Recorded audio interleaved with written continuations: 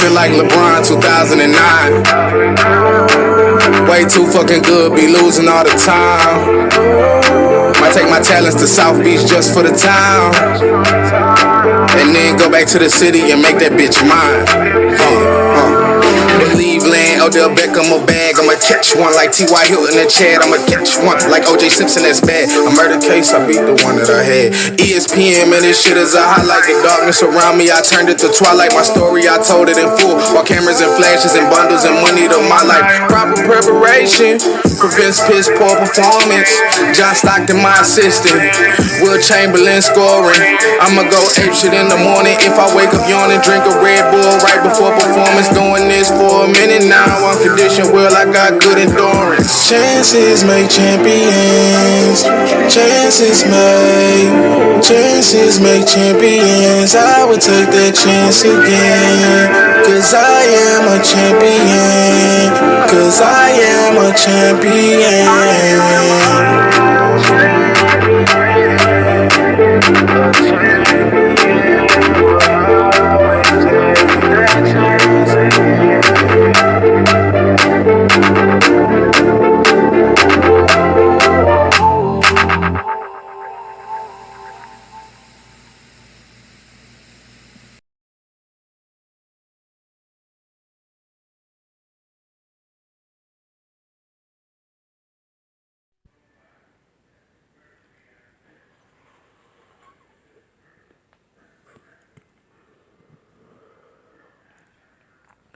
What's good? What's good? Y'all get on in here, hit that like button.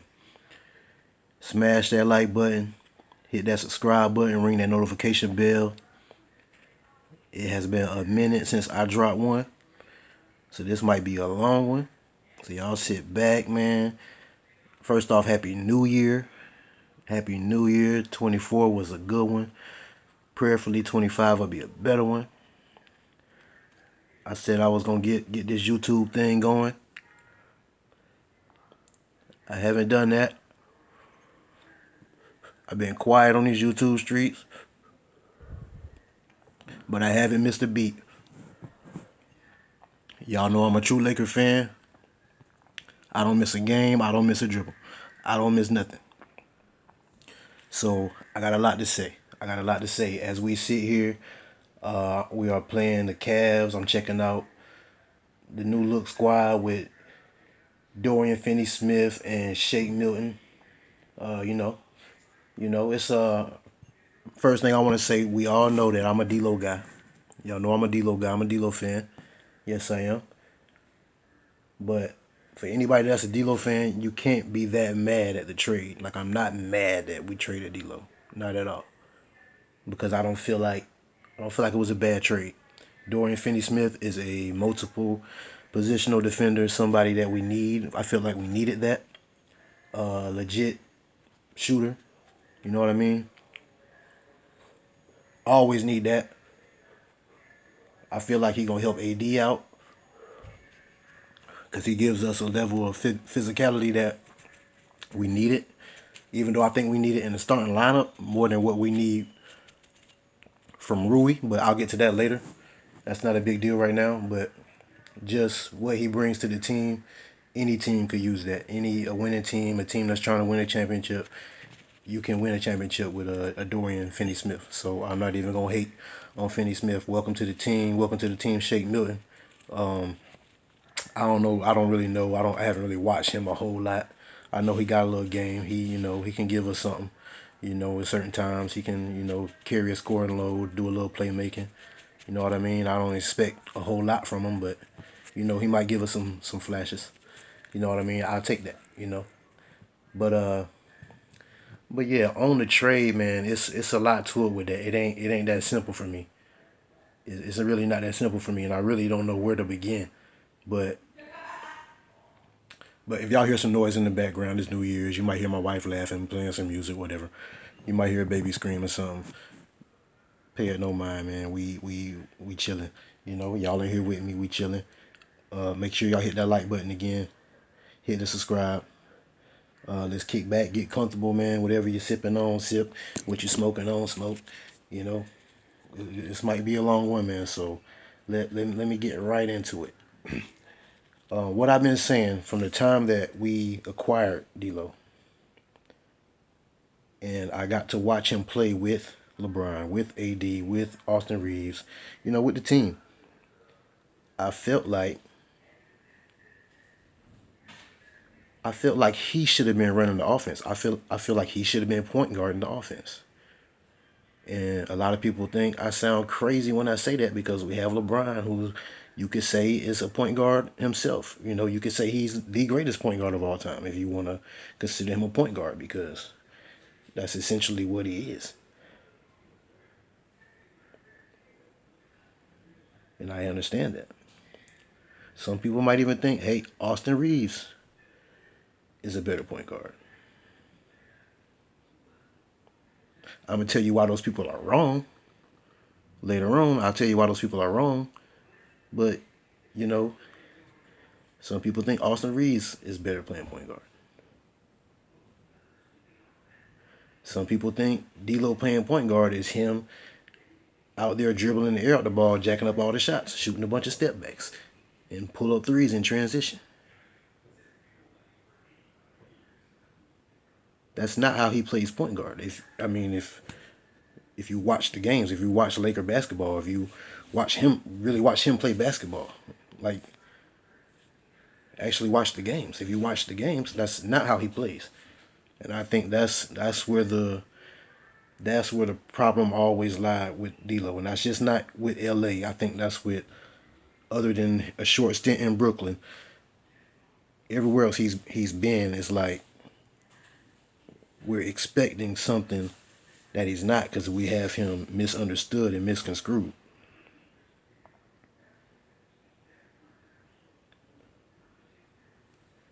Everybody thinks D'Lo is a scorer, which he is. He can score. He can score his ass off. He can score with the best of them when he's on. He is a gifted scorer from the mid-range to the three ball, float game. I mean, he got pretty much everything you need below the rim. He's crafty. His change of pace is even though he's unathletic, it's hard to guard that. A guy who can change his pace and shoot off the bounce from any angle, out of any dribble move, going any direction, like that's tough to guard. Like he has that. He's one of the most talented offensive players in the league, if you look at his skill set. But he is not going to go out there and play like that every night because that's not his mentality. He can do that, but that's not his mentality. That's not his approach to the game. He really don't care if he scores or not. If he see Austin Reeves getting off, he's going to feed the hot hand. If he sees LeBron, he's going to give it to LeBron.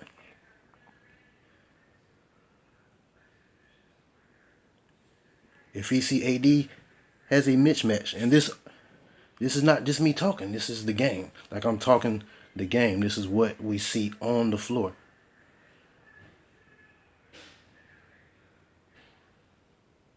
He's not a score first player. He's not. He knows that he can take over a game. He knows that he can go get 30. He knows he can be a 20-point per game scorer in the league. But that's not his approach every night. He's reading the game. You know what I mean? And he's going to take what the game is giving him and he's going to try to poke holes and manipulate it where he can manipulate it. And he ain't going to force, he's not going to force it. And I try to tell people, for a player like that, you have to let them play a lot of minutes and get a lot of usage. And that way they figure the game out. And by the end of the game, like you see, if you watch D'Lo, especially like late in games, he makes it look easy. Like whenever he's on, like we can go back to the Milwaukee game last year, like he made it look so easy because he got to feel the rhythm of the game and understand what the defense was doing, and he knew how to counter that and how to have his teammates counter that, because we're not realizing that D'Lo does have a high IQ. if you watch the games, you'll see he makes high IQ plays.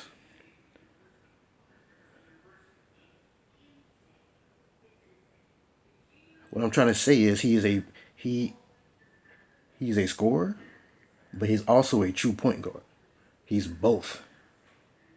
Like people keep saying he's a combo guard. No, I don't believe that. I never did. To me, a combo guard is a guard who too he's not good enough a shooter to be a pure shooting guard, but he's not good enough of a playmaker and facilitator to be a true point guard. You know what I mean?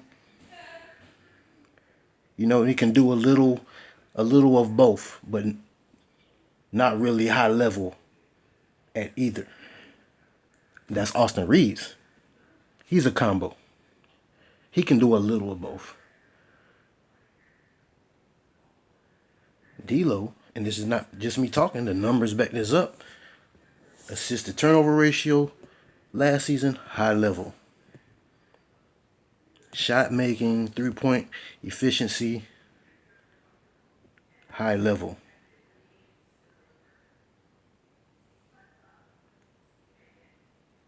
So, for those reasons, I feel like, and I'll add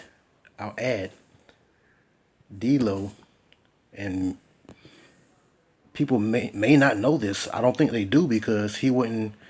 I don't think people would drag his name in terms of when they say he's not a winning player, or I've seen or heard he doesn't make winning plays, or he plays with no effort.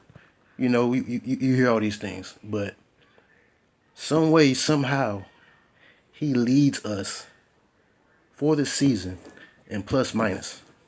Leads the whole team in plus minus for the season by a wide margin. I haven't checked it in a few games. I'm not a big numbers guy. I'm not a big analytics guy. Because numbers and analytics ain't everything. You got to watch the game to know the real story. If you watch the game and the numbers, you know, you meet in the middle somewhere. But numbers don't tell the whole story. I'm not one of them people. But for him to lead the team in plus minus at the margin that he did, it says a lot. Because one of the things that you hear about D'Lo is if his shot's not falling, he has nothing else to offer. He has no impact outside of that. He's not a good defender. You know, he doesn't go out there and grab you 10 rebounds. You know, he can get you 10 dimes, but obviously that's not consistent because obviously he's not consistently our point guard. But what I'm saying is, how can he not have impact if his shot's not falling when he's leading the team in plus minus and his shot hasn't been falling? His shooting numbers are like the worst of his career right now. Worst of his career, but he's still leading the team in plus minus. It ain't because he's playing great defense, right? Because he's a traffic cone, right? It ain't the defense. So what is it? What is he doing? How? And I don't, like I said, numbers ain't everything. I'm not somebody who look at a game and look at the box score and say, oh wait, he was a -9 tonight. He didn't have no impact. Like it's a lot of things that go into plus minus, but it says a lot if somebody's leading the team by a wide margin, you know, over the course of 30 games or so. You know?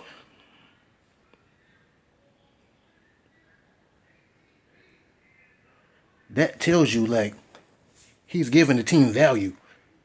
Okay? And where is that value coming from? It's not just luck.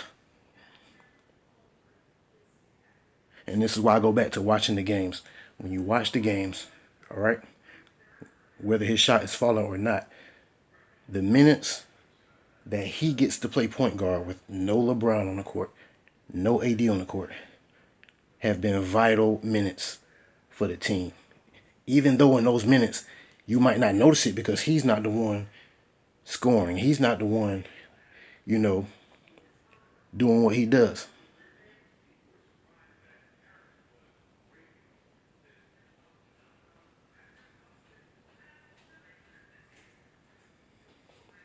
He's making the others around him better. Something else that they also said that he could not do. The guy makes players around him better. He elevates a guy like Max Christie. He elevates a Jackson Hayes when he was healthy. When Dalton Knecht went on his big run that earned him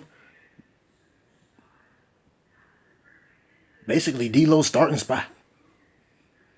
It was D'Lo, the one out there diming him up, finding him in rhythm, going out of his way to get him the basketball.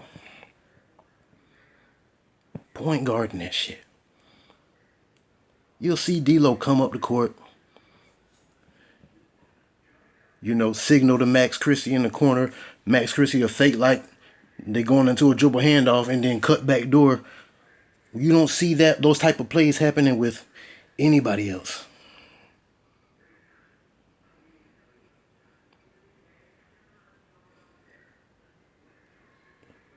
If you want to go check the numbers on the potency of that D'Lo and AD pick and roll, it's high level. It's high level. But for some reason, JJ Redick don't like to run a pick and roll. One of the best dynamics we got. Makes the game easier for AD. Opens up his mid-range game.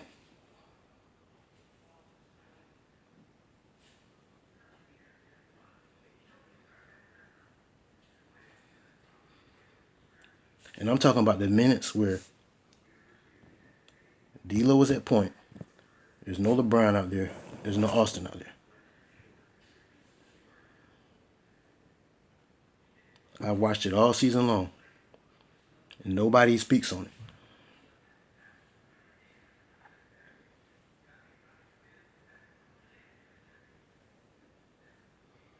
So I was always out in front about that.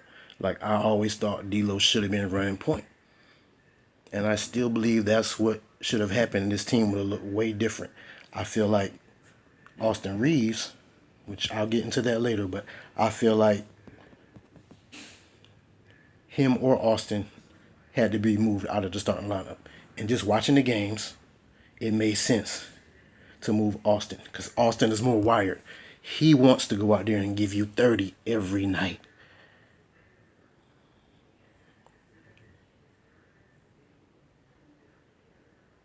He got a six-man mentality every time. As soon as he get on the court, he going at you. That's a six-man right there.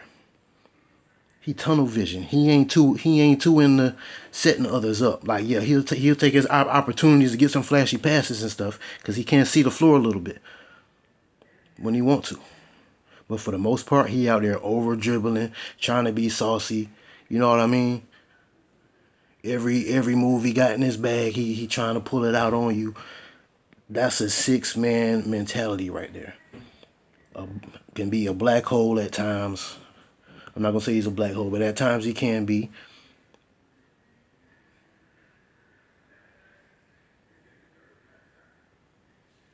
Austin Reaves should have been the six-man.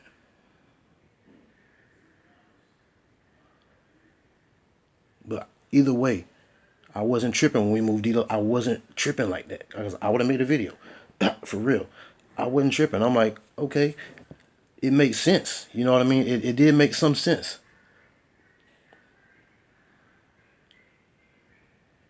But just looking at how we played since he's been here with the team, I just know better. I know better. And this is why I got to start going live when I watch the game so I can, tell y'all what I'm seeing when I'm watching it. Because I'm like, I like certain players. Everybody likes certain players. You got players you like, players you don't like, whatever. But when I'm giving my opinion and we talking about this shit, like, I'm keeping it 100 with you. Like, I'm not biased like that where I ain't going to tell the truth. You know what I mean? Like, everything I'm saying is on video. Just like I had somebody tell me earlier, I'm on Facebook, debating with guys about this earlier. They're like, oh, well, it's all type of film of D'Lo not showing effort on defense and this, that, and the third. I'm like, okay, cool, but it's video evidence of the value that he brings too, and shows you why he's leading us in plus minus. But see, I'm not gonna pretend like the defense wasn't a problem. Because like I said, him and Austin in the backcourt together defensively, it just wasn't enough. We needed a Dorian Finney-Smith, or we needed Max Christie in the backcourt out the gate. In the summer, I said the starting lineup should have been, when healthy or if healthy, D'Lo, Max Christie, LeBron, Vando, and AD.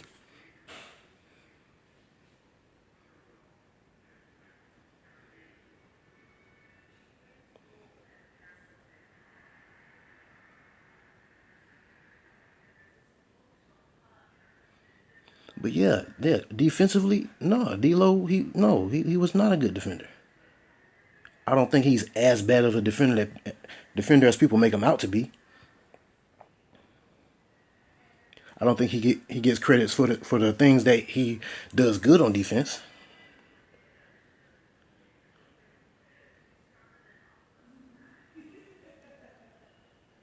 What does he do good on defense, you ask? I think he's real good with his hands around the basket. He gets a lot of strips. He gets deflections.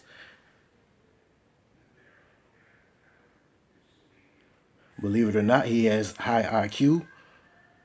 So when you see him out there defensively, he's like the most vocal one. So he's helping other guys be in the right spot, even though himself sometimes he can't physically do what he needs to do, to pull his weight. Because he ain't the most athletic guy. But he tries to make up with it in other ways. He tries to be vocal and he's the type of player, he can tell you what type of offensive set that the offense is trying to get in before they can get into it. He sees it. Because he's a film junkie like that.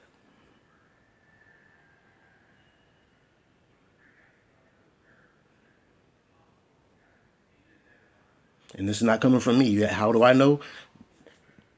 Patrick Beverly played with him. Patrick Beverly is a defensive guy, so he's not going to bullshit you. This came out of the mouth of Patrick Beverly.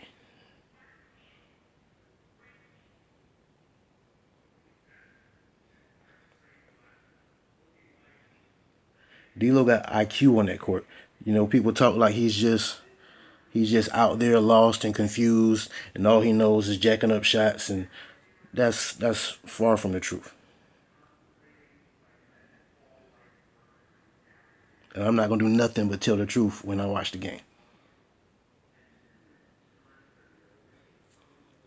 But the worst part of his defense that was pathetic and always irritated me was his transition defense. He pisses me off with the transition defense. Number one, he ain't got the speed to run in the open court like that. But there's times where he right there on the defender hip, and D'Lo got length. D'Lo got like a 6'10" wingspan. Like, bruh, like, you should be trying to meet that shit at the glass. I don't care if you get a goaltending. Like, try to meet him at the glass, make the shot tough. And sometimes he just won't jump. He'll run down the court with him, but he won't jump, or he just try to strip it down. And a lot of times he's successful with the strips when he catch him down low, but he never tries to meet him at the top. I'm like, and it always irked me. So the transition defense was definitely a huge problem. Like, that was the worst part of our defense, was our transition defense.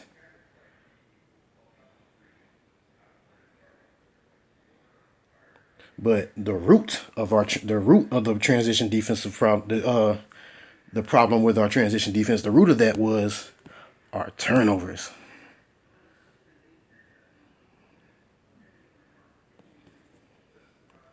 I haven't even checked the numbers, but just watching the game, LeBron James and Austin Reeves turned the ball over the most. The most. Those turnovers, you got a guy like D'Lo who's not a good transition defender. You are setting him up to get killed. Or if it's not the turnovers, it's the bad shots. And D'Lo's guilty of that himself, bad shots. But Austin Reeves, over dribbling, trying to trying too hard to draw fouls or whatever. You know what I mean? Like those type of plays, and when you miss those type of shots, it leads to runouts. Teams know where we're weak at. Oh shit, they got D'Lo on the court and Austin on the court. These boys can't run the floor.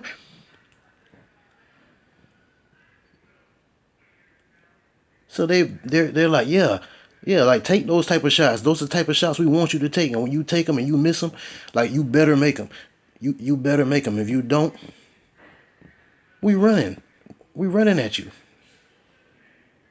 Because our half court defense wasn't too bad. I feel like we gave up too many open threes, but for the most part, it wasn't that bad sometimes, But the transition defense was atrocious. And the number one cause of that was the turnovers. LeBron and Austin, they get the most usage and have the most turnovers. Even back to last season. Now, y'all tell me if this is winning basketball or not. Do turnovers matter? Is taking care of the basketball, is that not a part of playing, winning basketball? Who led us in assist to turnover ratio last year?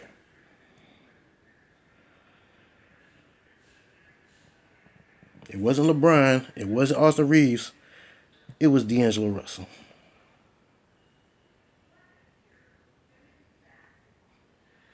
That goes back to my point of why he should have been running point. Because he takes better care of the basketball. He takes better care of the basketball. He tries to get guys in rhythm. He's not out there just looking for a shot. He can facilitate. He knows how to balance out the floor. He knows how to control and dictate the pace of a game. He is not a scoring point guard. He is a complete guard. He told you that when he first came into the league. I'm a basketball player. I'm a guard. I'm not a point guard or a shooting guard. I'm a guard. Meaning I can get off the ball and do whatever. Within my realm of athleticism, I can get on the ball and do whatever within the realm of my athleticism. Anywhere from the three-point line and all in between.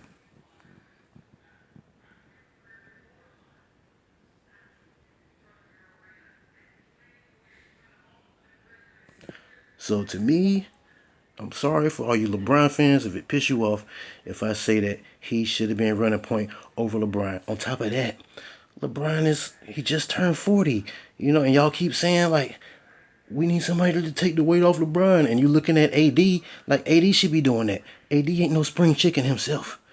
And AD, running the offense through AD is physically taxing for him.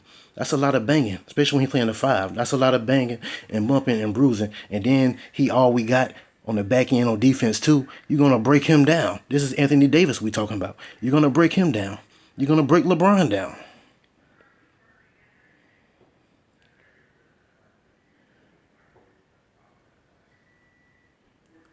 So LeBron fans, I apologize if I feel like helping the old man out would have been a good idea, especially if the player that's point guarding it is doing it in winning fashion.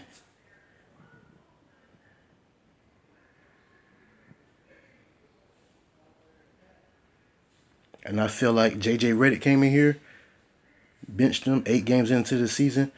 They never really gave it a chance.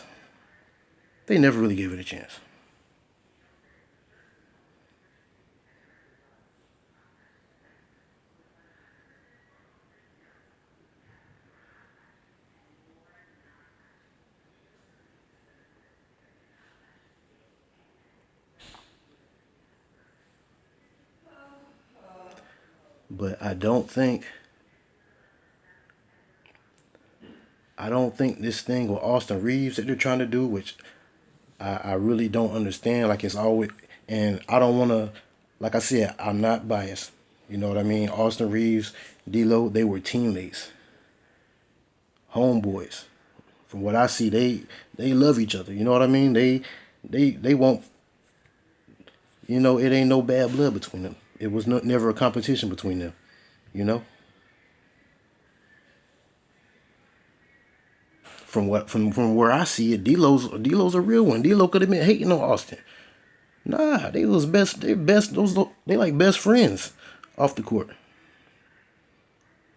You know, for people who say D'Lo's a bad teammate, I'm like, where is he a bad teammate at? I don't see that.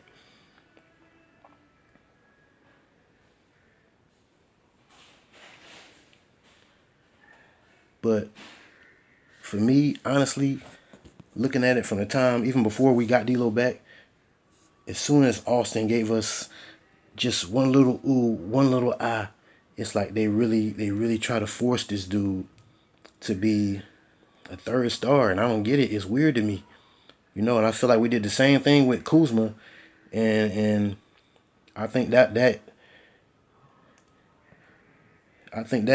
messed him up because it made him believe that he was something that he wasn't, even though Kuzma was really good. I like Kuzma. But it went to his head like he thought he was a star. He really thought he was a third star, and he ain't proved nothing to become that. All he did was, you have a bit scoring games, get a few oohs and ahs, but it take more than that to be consider yourself a third star. I feel like if you're labeled a third star to me, like let's ask that question. Let's put that out there into the youth. I want to put that out there into the basketball world. Ask that question. What is the definition of a third star? To me, a third star, you have to have a resume. You have to have done something. You have to have carried something. You know what I mean? Kyle Kuzma never did that. I'm not talking about have a big scoring game. No, I'm talking about carry a group. Take them somewhere. You're the guy. You're doing it. You're leading it. You spearheading it. It may not be championship level. You know what I mean? It may not be MVP level.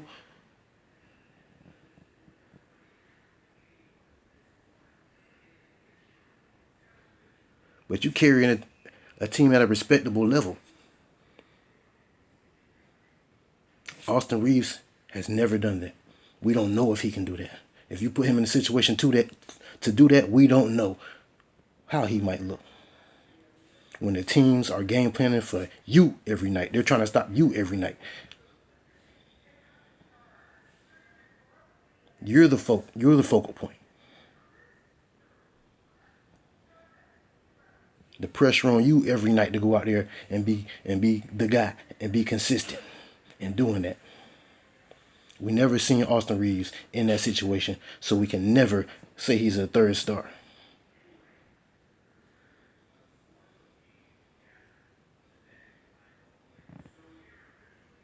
And it has gone to his head. Now, don't get me wrong, he can hoop. He can hoop. But he's not a third star, and he shouldn't be playing with that type of mentality. I feel like he needs to dial his game back. Especially these minutes. And now that D'Lo's gone, I want to pay close attention to the minutes that Austin Reeves is playing the point guard.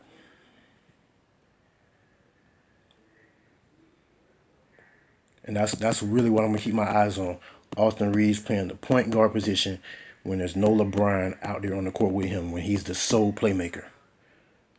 Okay? These are going to be very, very vital minutes because when D'Lo was here, that's where we're going to miss him at, in those minutes, because he was like a connector. He was the glue in those situations, the vet in those situations. Like I said, even though his shot wasn't falling, he might not have been the one scoring. There were some games where he did give us that, and there was games that he didn't, but he was still impactful, just in the way that he took care of the ball, ran the offense, got guys into their spots and good shots, easy baskets. That shit went overlooked. But I didn't overlook that because, like I said, I'm locked in with my team and I watch the games. I know what we need. I know what we don't need. I see what's right and I see what's wrong. So yeah, I want to pay very close attention to these minutes with Austin Reeves on the floor at the point guard position. Because I think if he has his mentality where he thinks he's Luka or whatever he thinks he is, I don't think it's gonna work. It's gonna go bad for us because he's shown. And I watched it last season. We upped his usage, from the years before, and his efficiency went down. His defensive rating went down.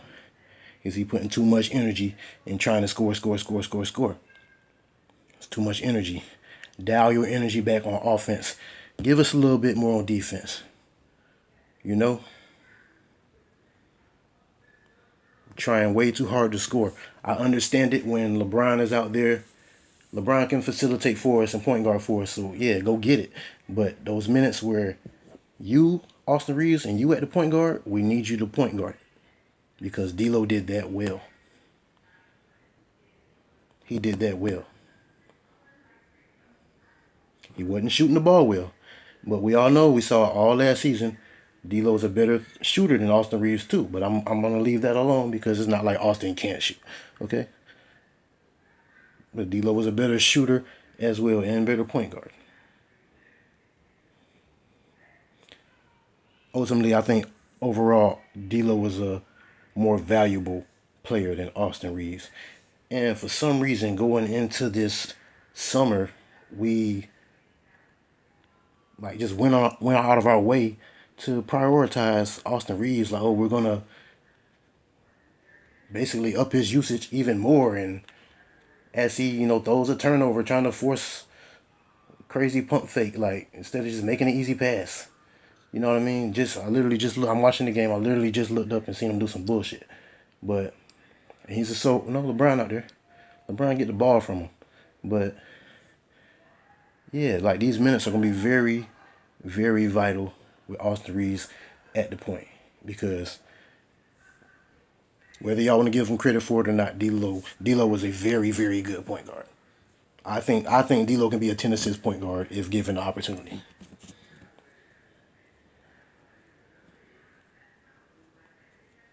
Fuck scoring. Like, I feel like if given the opportunity, he can be a 10 assist point guard, and he would be happy with that. He would be happy with being a 12-point, 10 assist guy.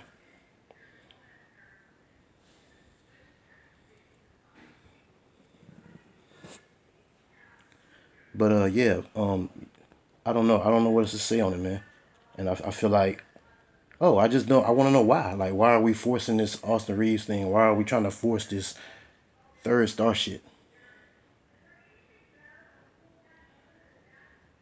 I don't understand that. Especially, like I said, a player who hasn't proven to even be a star. You got to prove that you're a star on your own before you could be a third star. You feel what I'm saying? Like, you have to prove that you can be that guy on your own. And I feel like D'Lo did that. When he was in Brooklyn. I feel like he did that. It was one season, but the dude was 23 years old. He did that. He led a team to the playoffs and made an All-Star game at 23 at a young age. Now, any other guard, any other young player in the league that would have done that, they would have got an opportunity to at least continue to see, what that can blossom into. He got the rug swept from under his feet. After he did what he did in Brooklyn, he got the rug swept from under his feet.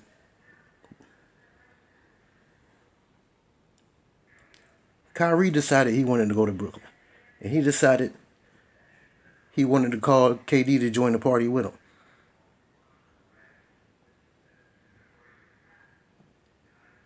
Brooklyn didn't have much of a choice but to let D'Lo go. They had to make that move. Who wouldn't? You know what I'm saying? You the Brooklyn Nets. Yeah, you just had a nice season with D'Lo and Spencer Dinwiddie and Joe Harris and Jarrett Allen and DeMar Carroll. But now you got a chance to get KD and Kyrie. You ain't passing that up. You know what I mean? So, D'Lo got traded to Brooklyn. No, I'm sorry. He got traded to Golden State. Where, obviously, they got Steph Curry and Klay Thompson, Draymond Green, championship organization. But when he gets there, it's no championship team put together for him to play with. You know what I'm saying? He gets there. Klay Thompson is hurt. Steph Curry gets hurt. Like 5 games into the season?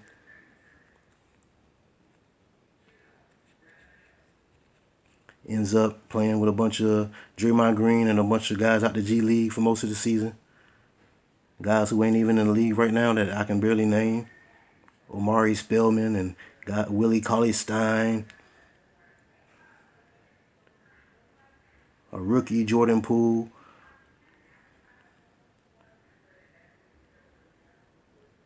What's my man name? Marquise Chris. Y'all remember these guys? Y'all remember these names? So these dudes still in the league? So he went and played half a season with that in Golden State.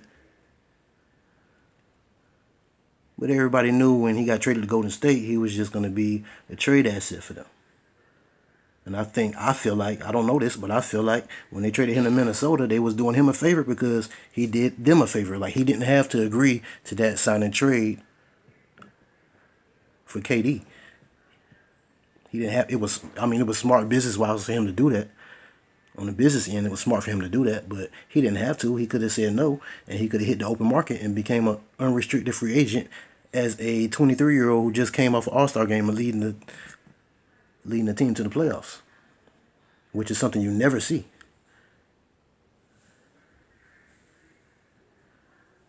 And I'm not saying any of this to make an excuse for D'Lo. I just don't think people understand his journey, and he had a lot of unfortunate things to happen in the places that he's been. Like, it's not all about his play, him being moved around. You know what I mean? So like when he got traded out of Golden State, that was a favor to him. When he realized he wasn't gonna be in Brooklyn, Minnesota, playing with his homie Cat, is where he wanted to be. So Golden State did him a favor and sent him to where he wanted to go. Gets to Minnesota. You know, if I remember correct, he get to Minnesota. This is during COVID. I think Cat gets hurt, or his mom passed away. Then he's hurt in and out. So they never really got to play together like that out the gate. By the time they really got to play together like that, you know, it was when they drafted Anthony Edwards. So it was Anthony Edwards' show after that. Which he was cool. He was cool in that role. You know what I mean? I felt like they could have let him point guard it a little harder sometimes, especially like when they were in the playoffs. I feel like it was just too much sitting back watching that Cat and Ant show, and I feel like the ball should have been in his hands. A lot like the Lakers. Like I'm gonna go back to his first stint, that short stint in Brooklyn. The ball needs to be in this dude's hands, and he can be like what he is now. Was cool. It's okay. But you put the ball in his hand, and it's like, wow, okay, he right up there with a lot of these guards for real. And that's what I think. That's what I think about D'Lo. I think his game, if you give him the opportunity, he can be right up there with the Jalen Brunson. You see what he's doing with the Knicks. There's no reason D'Lo can't be that.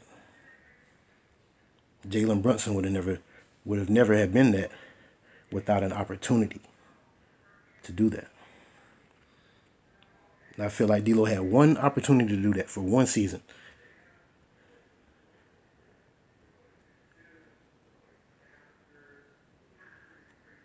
And he did that playing with guys who aren't even like star players or high level players. He did it with a bunch of young dudes.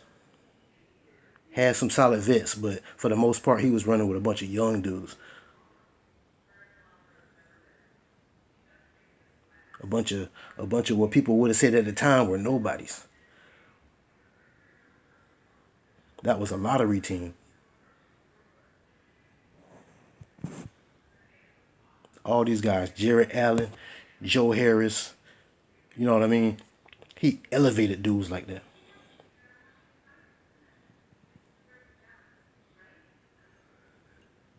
They elevated him too. Like players like that, D'Lo is not a one-on-one type of player. He needs his teammates to elevate him too.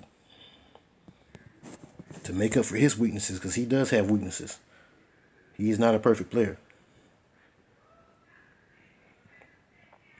But he needed, he needs a role man like a Jared Allen.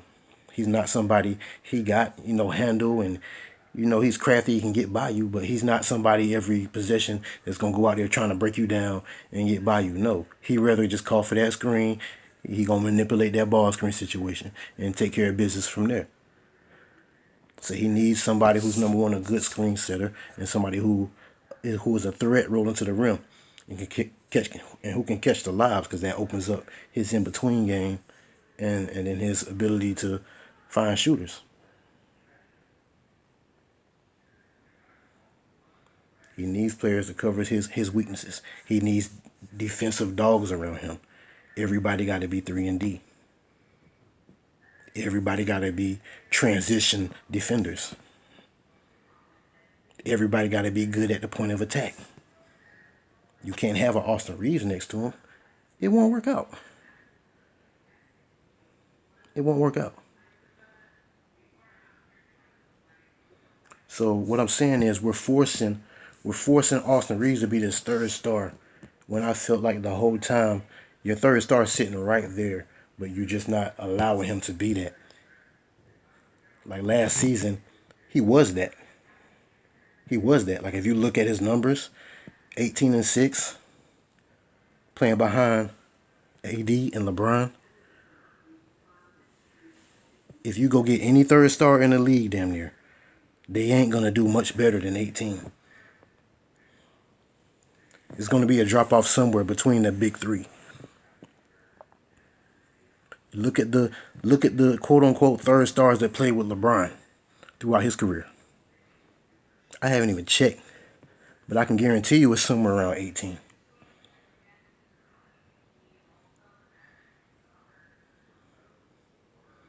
They forced Austin Reaves.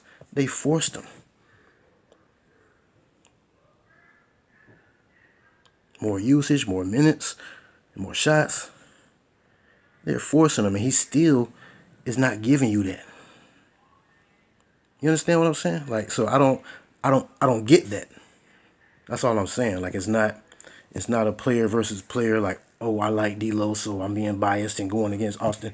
That's not what the fuck it is. Like, it's a legit question.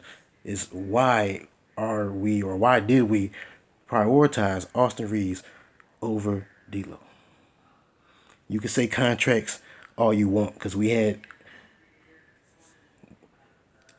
an opportunity to set both of their contracts up the proper way.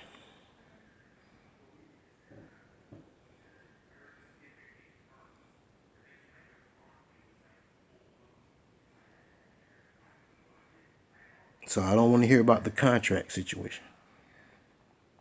Just as a player for player, I don't see how we think Austin Reaves is more suited for that role, which I don't even think it should be a third star. Like, to me, that's corny. Like, just go out there and play basketball and play off every dynamic that you can play off to hurt the defense. Play with cohesion, play with connectivity, all that shit JJ Redick preach, and that we do not do. We don't do it. LeBron doesn't do it.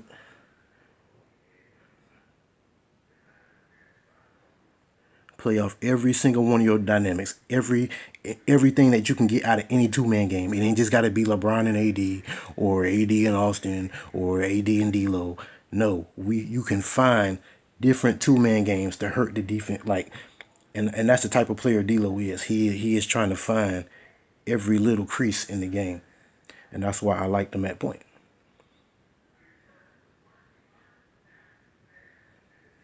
So that's the question. That's the question of the video. Like, why did the Lakers prioritize Austin Reaves over D'Lo? And just why are they trying to force him, as Austin makes a beautiful pass, beautiful lob to AD. That was nice. But, oh shit, we losing. I'm not even paying attention to the game. And see, I help us win. When I'm locked in, I help us win. When I'm not paying attention, we lose. So I hope I don't get sidetracked. But, because I feel like I'm cooking right now. But, yeah, man, that's the question. Like, why are we forcing Austin Reaves to be a third star? Just why? Like, we did it with Kuzma. It didn't work. He hasn't proven he's that. You know what I mean? Like, and Lord forbid, Lord forbid LeBron misses any time, and Austin Reeves got to be our sole, you know what I'm saying, our sole playmaker. You know, and that's going to be that stint. You know, let's say LeBron misses 10 games. If Austin Reeves can go out there and keep us afloat over that stretch, I'll say, okay, that's showing something. He hasn't even done that in his career. You know what I mean? He hasn't even done that. Hasn't really had the opportunity to, because like I said, just like D'Lo need opportunity, Austin needs opportunity too. So I'm not gonna say he can't do it. I'm not seeing it. And I need to see it before I can feel comfortable, you know, with us prioritizing this dude the way that we do. Like I said, I feel like his best value is as a six man. D'Lo's best value is as a primary point. Quarterback. Quarterback the shit. So that's it. I feel like we have D'Lo as a player is we got him fucked up out the gate because we think he's a scorer.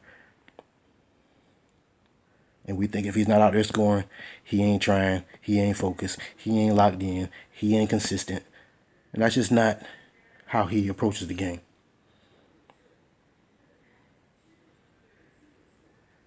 But he's a player, if you're a coach, D'Lo's the type of player where you got to go to him and say, take the fucking game over. Put your finger in his chest and say, take the fucking game over.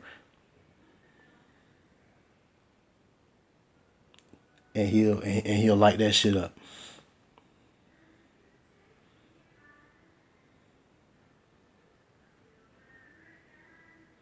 And this is not me talking being a biased fan, a D'Lo fanboy, none of that shit. This is just what I've seen from him as a player. I feel like when you watch players play, you should know who they are. I watch this dude play a lot of basketball. I know who he is. So when people talk, I'm like, are you really watching the games? Are you really watching?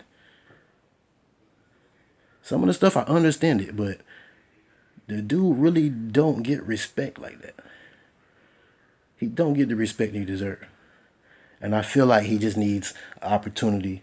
So I'm actually kind of happy he gets to go to Brooklyn, and I don't know what's going to happen. I don't know if they're going to buy him out, if they're going to keep him there, but I think he's going to, if he's given an opportunity, and they might give him an opportunity that they kind of pull from him, you know, in the beginning. You know what I mean? Which would be, you know, that'd be, for me, that'd be very, very interesting because I think D'Lo, what they got there, the pieces that they got there, he can lift those guys. He can lift a group, especially a group of young players. D'Lo can lead. That's why he was able to do what he did in Brooklyn. That's why he's able to do what he does when he's able to run the point. And that's everywhere he's been. When he gets the opportunity to be that, he can do that. You know what I mean? And that's why he's not consistent, because he's not consistently in that role.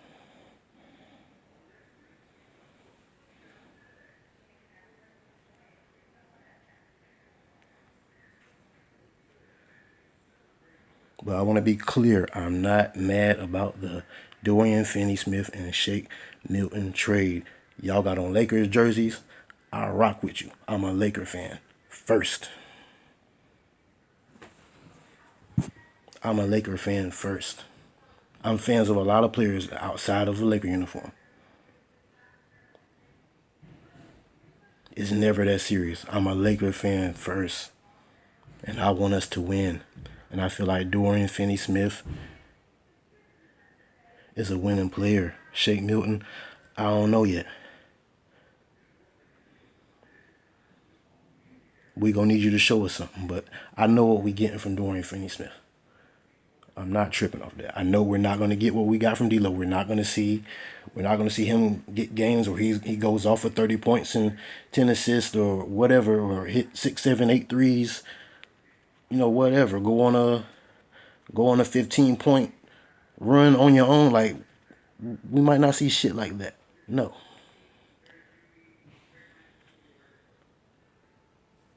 But we're gonna need his physicality, his athleticism. You know, he's gonna help keep the floor space. I hope he's ready to knock down shots.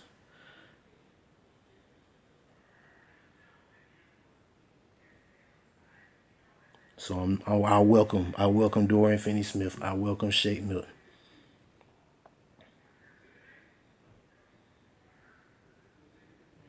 But wait, I can't believe I left this out. Hold on, y'all. hold on. Cause hold on. Cause this where it might go left. This where it might go left. Okay, so I was a little upset initially in the first 8 to 10 games, watching how we played. I felt like the way LeBron played with D'Lo, I thought it was disgusting. Like, I could clearly see, like, I said, oh, we trading D'Lo. There's no question. He gone.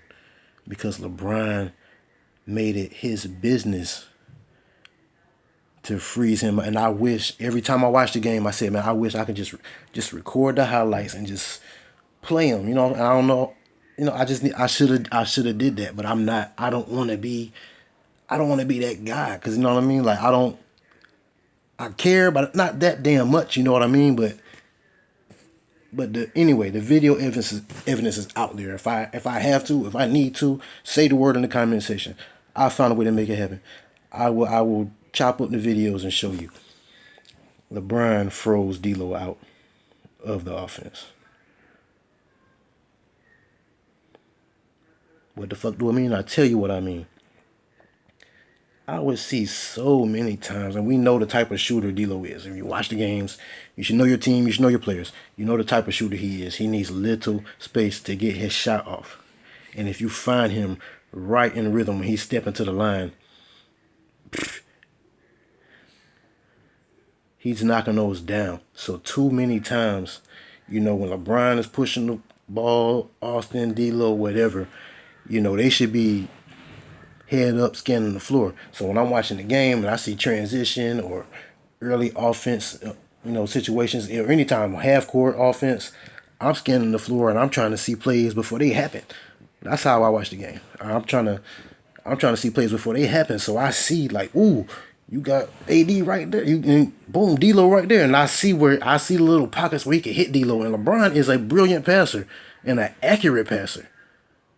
You know what I mean? He puts the ball right where it need to be for his shooters. But I wasn't seeing that. He was like reluctant to pass on the ball. I would see times where D'Lo's open, you got him right there, and you try to force a lob, or you trying to force a pass to Gabe, and Gabe ain't made a shot in a year and a half, and you trying to force a shot to him. When you got this guy right here with this much space, and you know he's a 40+%, you should be beaming that guy up. You should be making sure he's getting good off-ball screens so he can get clean shots, just like we did with Dalton Knecht, who's not even a proven NBA shooter yet. You got a proven 40% three-point shooter right there. High value. You know, where was the sets in JJ's offense to spring this shooter open for easy shots instead of him trying to create off the dribble for himself for most of his threes? Or when he does get a catch and shoot opportunity, he's out of rhythm. He run into his spot and the ball don't come. And now he's getting the bailout pass or some shit. That's out of rhythm. You know, that makes your player, that's the opposite of making your teammates better. So that disgusted me from LeBron, because I'm like, dude, I understand you might not want to play with him. Whatever, fine. Y'all got bigger plans, whatever. Dog, play the game the right way.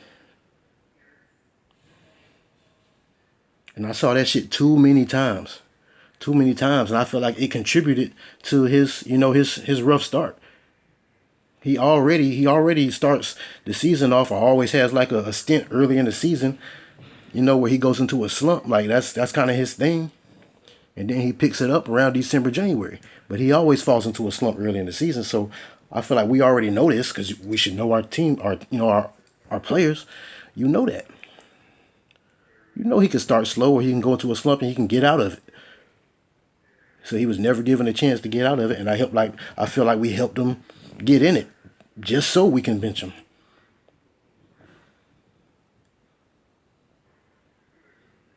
So I don't know what it is. I don't know what it is, but it was always, the energy was always off with LeBron and D'Lo, and I don't know. I think it's I don't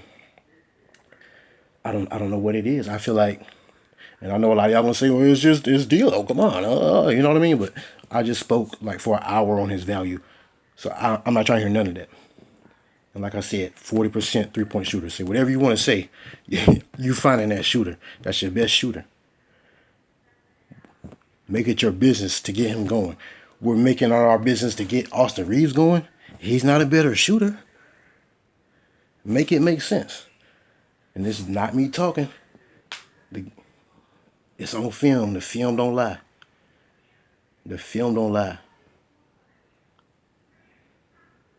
And then it trickled down. It's like other players, Rui got tunnel vision as is. When he get the ball, like the shot going up, which is another issue that was in our offense. Rui was pretty much a black hole. But you got players like that thinking they can go get shots over a guy like D'Lo, which is not. Hey, I'm not saying that's a bad thing. I'm not saying that's a bad thing. But LeBron sets the tone. You find your shooters in rhythm, other guys will do it. You look D'Lo off, oh, now Austin Reeves is doing it too.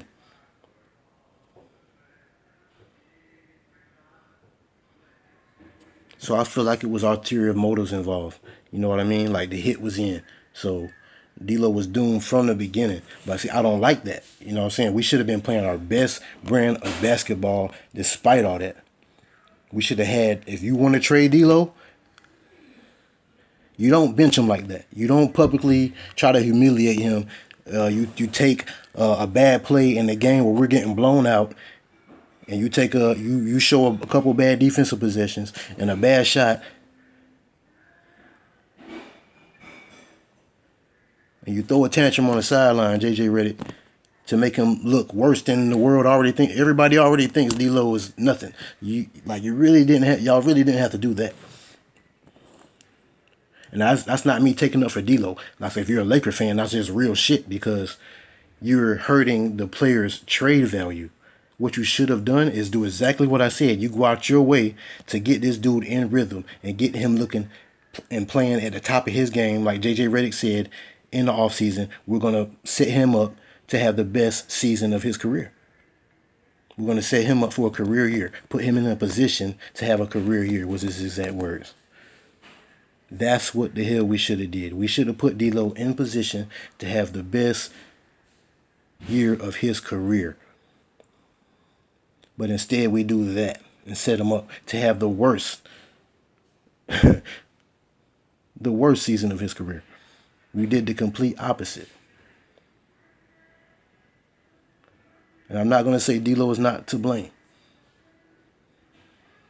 But he's not a player. He's not Zion Williamson, or Shaquille O'Neal, one of these just physically dominant players who can just go get it. It don't matter. You can't stop him. He's going to eat regardless. No, he needs help. He needs his teammates' help to eat. Just like he helps his teammates out and make them better, he's the type of player that his teammates can make him better as well. You know what I mean? He's the type of player that understands that. So he can do he can do that at both ends. And I'm talking about being a lead guy and being a complimentary guy.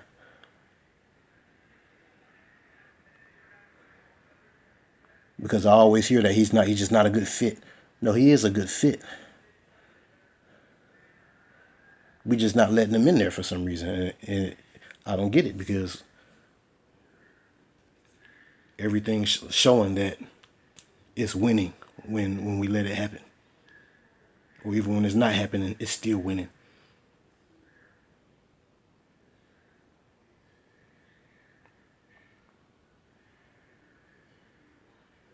So yeah, LeBron froze D'Lo out of the offense. I don't give a damn what anybody says. JJ Redick himself know what the hell I'm talking about. JJ Redick was a LeBron hire. He going along with the get along. I promise you.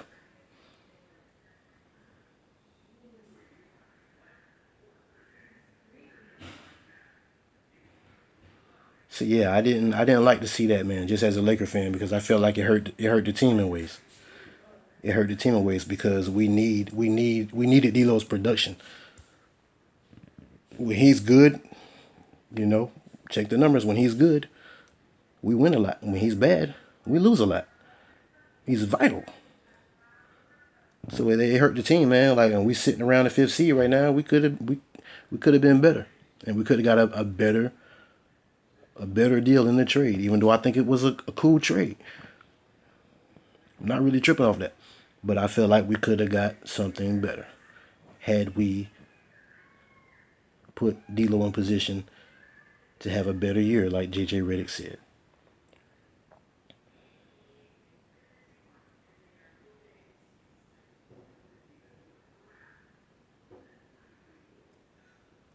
So yeah, that's another question I want, for the comment section, for you guys, you LeBron fans or whatever. If y'all watch games, if you're a LeBron fan, y'all LeBron fans watch every game. No, y'all don't, because I hear a lot of LeBron fans just come talking about stats and the box score.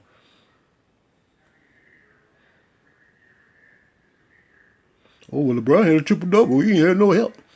Like, you didn't watch the game, huh? You didn't watch the game, did you? But yeah, I feel like LeBron froze him out, and I get it if he didn't want to play with him, whatever.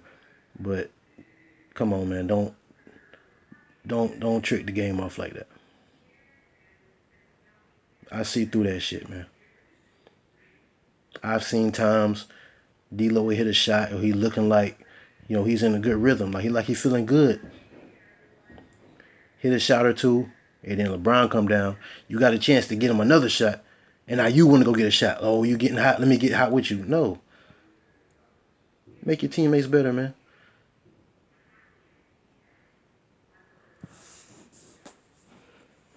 For some reason, and I feel like for some reason it's more than just not being able to play with him. I feel like, and this word might go even further to the left. I feel like LeBron, he's very egotistical, very prideful, and I feel like he got to feel like he's the smartest one in the room. He feel like he got to be the mastermind of everything. He is the self-proclaimed highest basketball IQ in the history of life.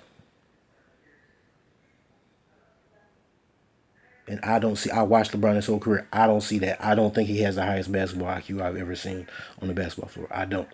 I think he has a high IQ, but I don't think it's the highest ever. And I think people, just because he got a very good memory, he has a very, very good memory, that don't mean he got the highest IQ. If he did, he would be poking all the holes in the game, and he does not. But I feel like, and this is all on film. Like, I wish I can show you guys what I'm talking about while I'm talking about it. But it's just these certain pockets of the game and the way D'Lo has the offense flowing is better than that stagnant shit that we see from LeBron. I'm sorry, but it's the truth. And I think LeBron see that. So he's like, okay, well, we're going to see this as less as possible because ain't no way. No damn D'Angelo Russell going to come in here and run the offense for me. And I think that's what it really boils down to. And D'Lo ain't the type who going to go against that. He's going to respect one of the GOATs.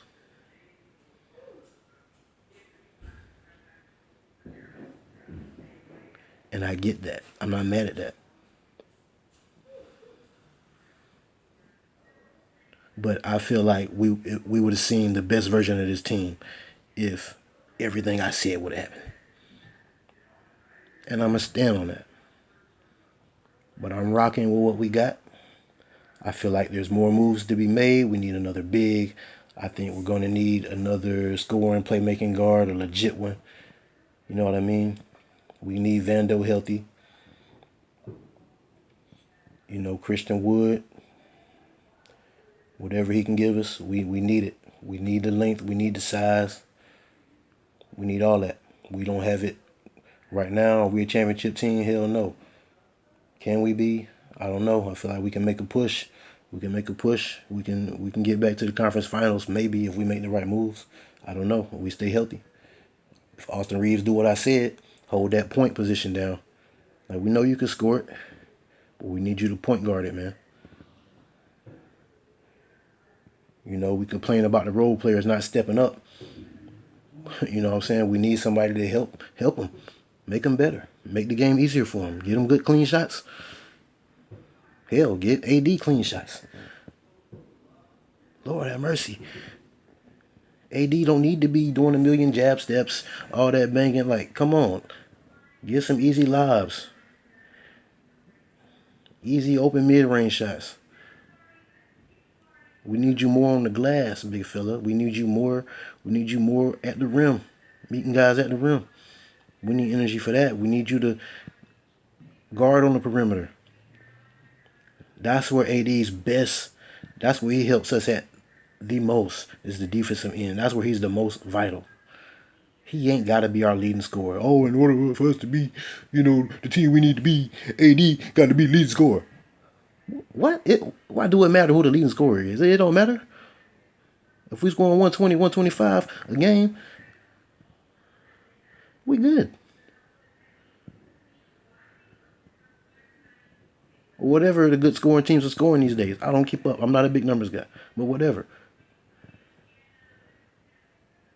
As long as offense pumping, we good. It doesn't matter who the leading scorer is.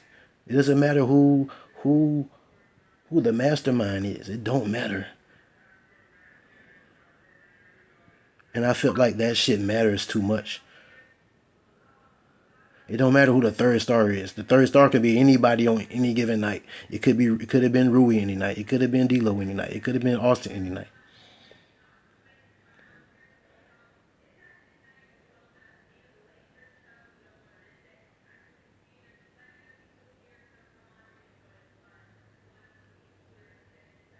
So yeah, we over an hour in. I'm still going. But I'm gonna leave it there, man. I'm gonna leave it there. I'm cool with the trade. Good luck to D'Lo in Brooklyn. Good luck to Dorian Finney-Smith, Shake Milton. I hope y'all can help handle the pressure of these lights in LA, because it ain't easy. It ain't easy. A lot of quote-unquote shooters come to LA and can't hit shit. Except D'Lo. D'Lo came here as a shooter. Broke the three-point record. He shot the hell out the ball. Just didn't get it in the playoffs for a lot of the reasons that I named. I felt like he should have been point guarding in the playoffs too. Not standing in the corner watching Austin and LeBron try to create. I feel like we should have mixed it up with different shit. But I'm not even going to get into that bag. I'm going to leave that alone. But it's the fourth quarter. 5 minutes, 49 seconds to go. We are down.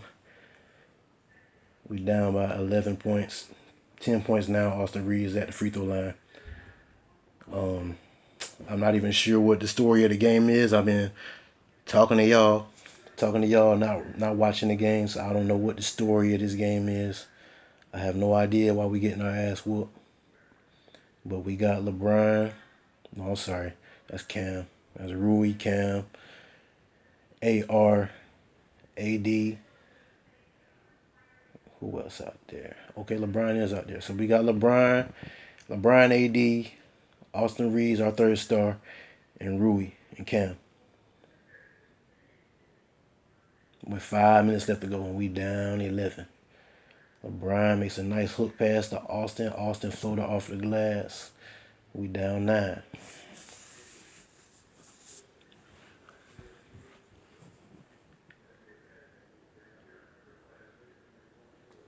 I love to see LeBron just sit back and be a playmaker more, man. As Donovan Mitchell pulls up for a stupid three. Appreciate that. Okay. Let's make something happen. Oh, good pass, LeBron. Come on, Rui. We need that shot. LeBron make a nice skip pass to Rui in the corner, and he just brick it. Good extra pass, Austin. Come on, Cam. We need that shot. Oh, my God. Get Finney Smith in there, man. What are we doing? That's what we draft. That's what we traded for him for. He's supposed to be that corner shooter. But I just started watching the game, so I can't say shit. He could have just came out the game, just getting a breather.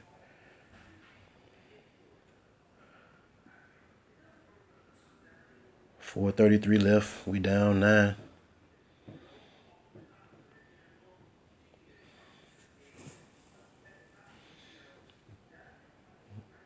I want this game. This will be a good win. Those Sacramento games, I ain't gonna say they didn't count, man, but that team got a lot of shit going on, man. If we didn't beat them, like losing to Detroit wasn't even that bad for me because that's a feisty young team. You know what I mean? They not the Detroit of old. That's a tough team. But the Sacramento situation, yeah, we should have beat them. They're not a good team. They got a lot of issues. As AD pulls up for the midi, we down 9, 4:08 left. AD mid-range been looking real good this season, which is another annoying thing for me is watching especially that AD and D'Lo pick and roll with just wasn't enough mid-range shots. You know what I mean? I feel like the NBA, the league has gotten so watered down. It's like it don't value the mid-range, man, but it could be very, very, very valuable. And I'm talking like the playoffs, like playoff basketball. We didn't really attack the mid-range like that. And I feel like if you watch playoff basketball, that's where the mid-range shots be be winning games. It don't always be the threes and getting to the lane and all that shit. You don't see motherfuckers dunking on people like that in the playoffs. You know what I mean? You see mid-range shot creation. And I feel like we should have attacked that. Even Austin got a decent little mid-range game, man. We should attack that. Rui got mid-range game. Attack it. I was going crazy in the playoffs, man. Like, let's attack the mid-range game. We just shooting bricks from the three. Like, attack the mid-range. The mid-range, if you got guys with vision and who can make passes, Austin and D'Lo, like that mid-range opens up, little backdoor drop-offs and lobs and shit like that, man. Like, just where was it? Where was it? And that's why I say, like, if you got somebody like LeBron who's supposed to have the highest IQ and you understand your player's skill sets, like, come on, man, let's just poke the holes in the defense. We ain't got to be threes and layups and dunks. You can't play analytic basketball in the playoffs. It won't work. It won't work. That's why I used to tell people that James Harden shit in Houston wasn't going to work because James Harden got a nice mid-range game, but he abandoned that shit. Everything was analytics, threes, to the rim, drawing fouls. You can't play like that in the playoffs. You just can't. That's manufactured. You can't manufacture shit. You know what I'm saying? If that makes sense. I don't even know if that makes sense, but I think y'all get what I'm trying to say. But yeah, I want to see AD attacking the mid-range more. I feel like once he get in rhythm from the mid-range and then, throughout the game, he might feel more comfortable. He get a three ball, you know what I'm saying, an open shot for a three. He going to feel more comfortable and in rhythm to hit that shot and make it. Because he been shooting those middies. And then at the same time, that keep him clean because when he trying to bang around the basket, he falling down and hitting the floor a lot. That takes a lot out of him. And people say AD's soft. AD tough to me. Like, he always going down and he always act like every time he go down, he act like he tore his Achilles out the frame. But he get back up and he keep playing, man. And he hasn't been missing a whole lot of games like that. And people try to compare him to like, oh, he's like Joel Embiid. And like, no, he's not. AD plays. Yeah, he gets banged up a lot, but he thug it out for the most part. AD play hard, man. Like I can't really I can't criticize him a whole lot. Like I can, nitpick. I can nitpick. You can nitpick almost any player. You know what I mean? There's only a couple, a few that really had no flaws, and we'll talk about that later on. But LeBron's not one of those players. But LeBron not one of those players. But yeah, man, like AD, he can really be even better than what he is. I'm not even saying like numbers wise. It's just as far as the game being easier for him. I feel like we make it hard. We make it hard for him. I don't like when we try to force him the ball in the paint and force the post ups and stuff like that. If he got a mismatch, cool. If he got a bigger guy, you try to get him the ball on the wing so he can face him up and drive by him, seal him with the pump fake or whatever. Smaller guy, he can seal him inside, get an easy basket. But all that him trying to bang, with the strongest centers in the league, trying to, all that, man. Less of that, man. Less of that. And I feel like LeBron, you got the highest IQ out there, man. This is the type of shit you should be saying. You should be trying to get him them type of shots. As we are down 5 with 2:45 left as LeBron just hits a big shot in the corner. Running my mouth once again, not paying attention to the game.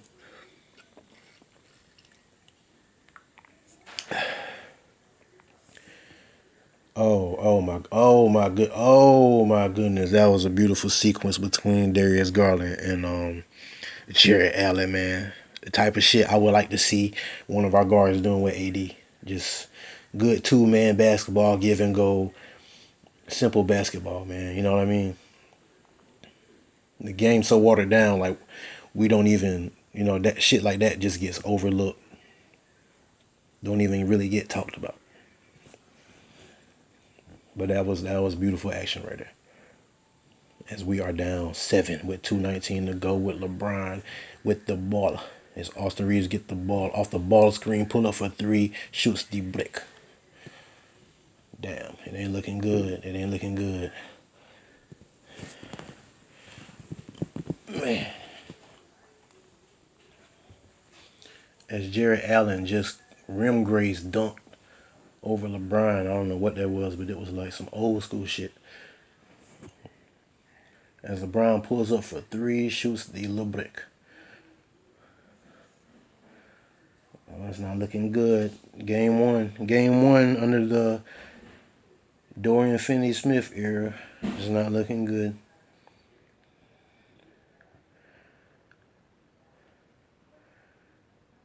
Donovan Mitchell step back 3 for no reason. Just break it off the side of the backboard. Jarrett Allen cleans it up as they go up 11 with 1:28 left to go. As LeBron brings it up the court. Just pull the 3, LeBron. Shit, just pull up. Just pull up, bro. Austin Reeves gonna pull up. Better believe that. And yes, he did. Ooh, he made it. That's an N1. As Austin Reeves stops on a dime at the free throw line for the midi. Let me look at the box score, man. Let's see what's going on here. Let's see what's going on here.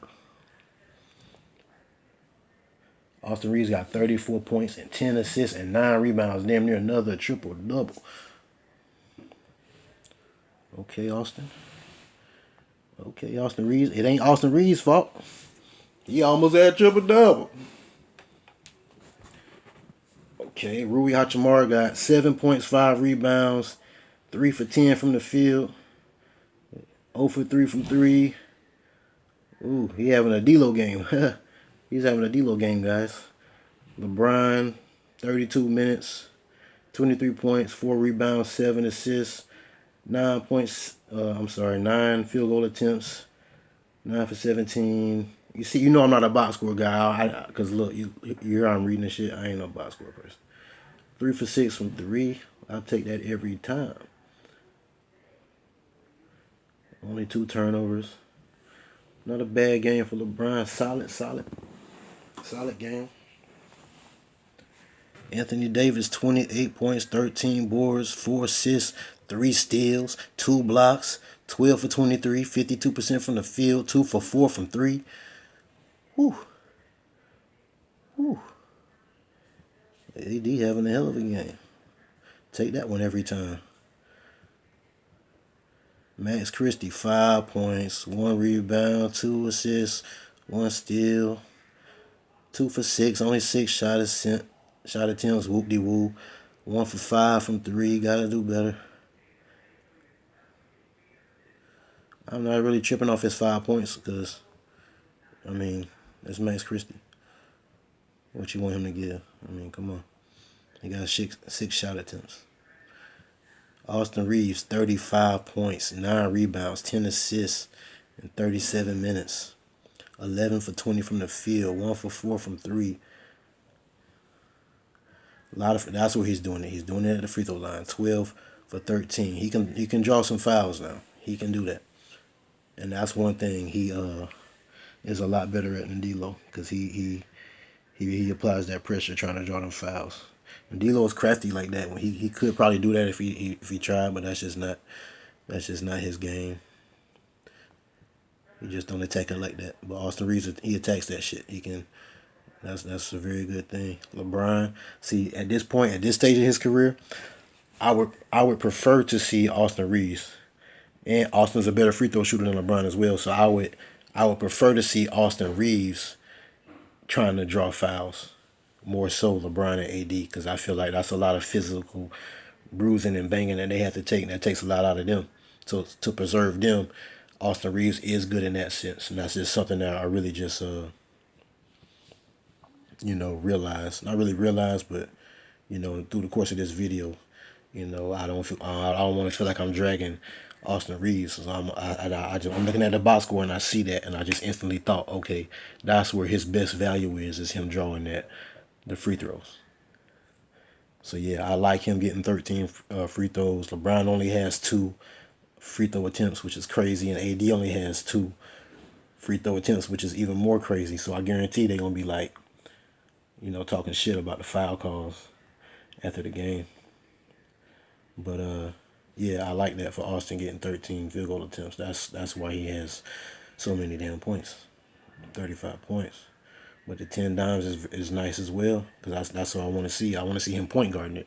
But I don't feel like just because a guy is racking up point guard numbers, they're really, really, running the offense. Because Russell Westbrook used to pile up a lot of assists, and to me, I wouldn't say he was point guarding or running the offense. It was just the nature of his game and his usage and the amount of possessions he created by, getting, I guess, so many rebounds, or just maybe the pace that he played at, more so than it was him being a true point guard. So I didn't really watch this game, like I told y'all, so I can't call it one way or the other, but I gotta respect it, because it's not easy either way.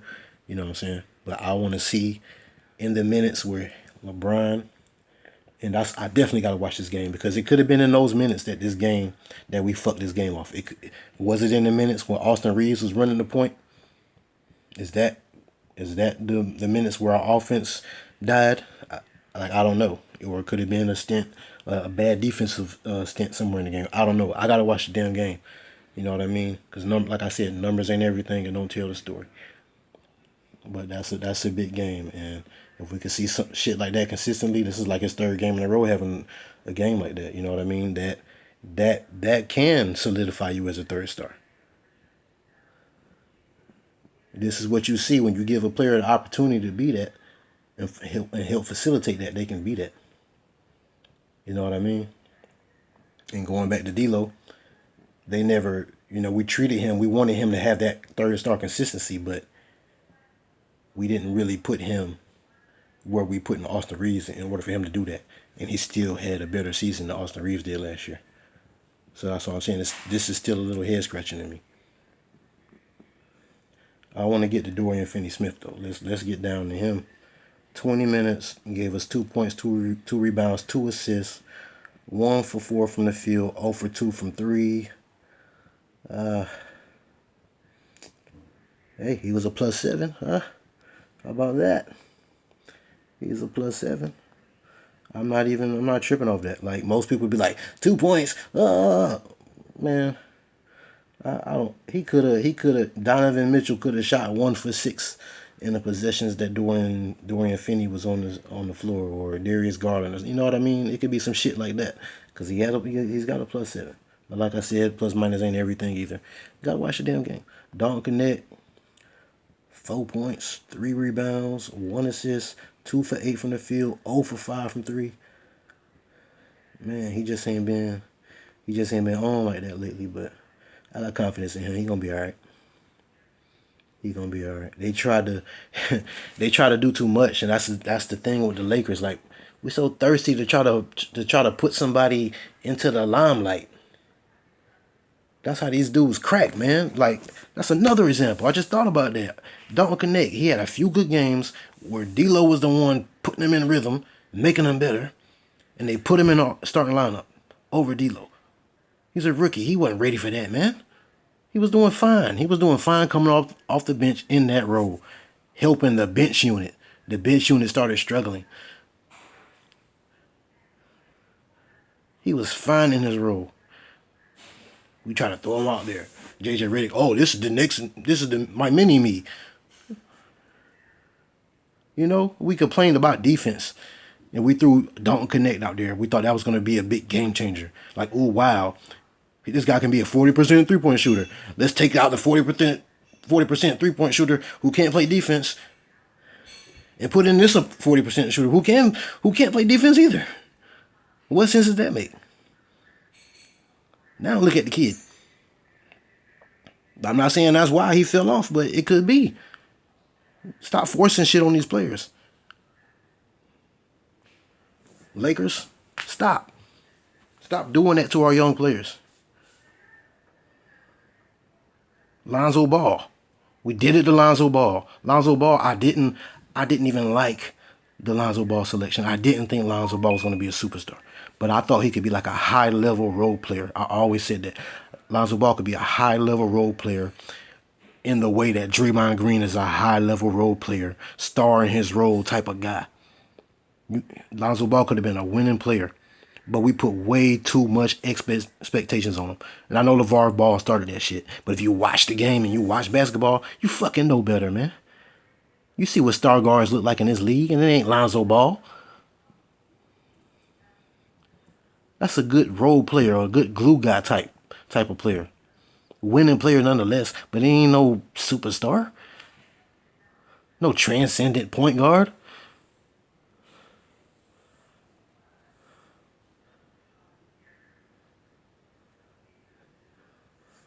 I'm sorry, but I just saw Dalton Connect and thought about how he's struggling, and I'm thinking about the bullshit that we do to young players as a Laker, just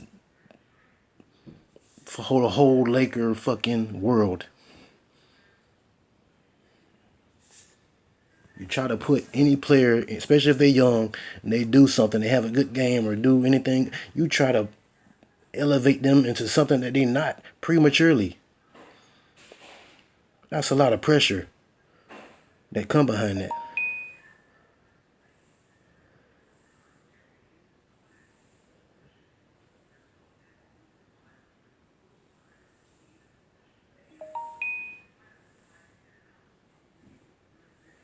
What the hell is this? But yeah, man, we gotta do better, man, as an organization with these young players. You know, we don't take the time out to develop them like we should, but yet we ready to catapult them into these, you know, putting all these expectations on them. You know what I mean? And we're seeing it before our very eyes with Austin Reeves.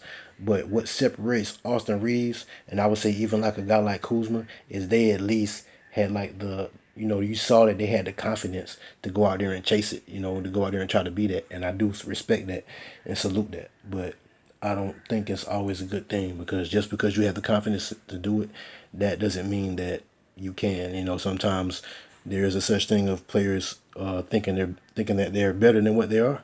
Like a guy like Jordan Poole in Golden State. It happened with him. Oh, he's a third splash, bro. This, that, and the third. That shit went to that boy head. To this day, he think he is a fucking star guard in this league. He ain't never led shit.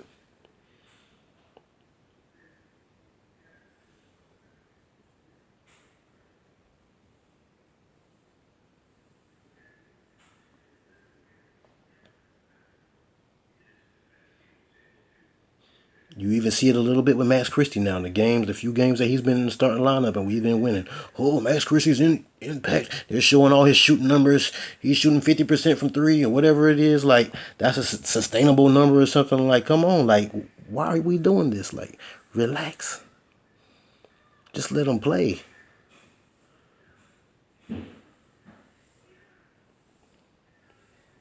You put these expectations on them and then they don't play like that every night. And then people say, oh, they're inconsistent and this, that, and the third.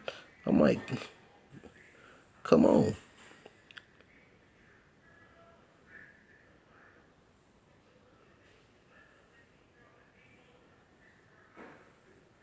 We got to fall back. But yeah, we over an hour and a half. You know what I mean? I didn't expect this thing to go on that long, man. But I said what the hell I had to say. I stand on what I say. I said what I said. I'm getting the fuck out of here. Y'all hit the like. Y'all hit the subscribe. I'll be back with more content coming soon. Y'all stay tuned, man. Lock in with me. We out.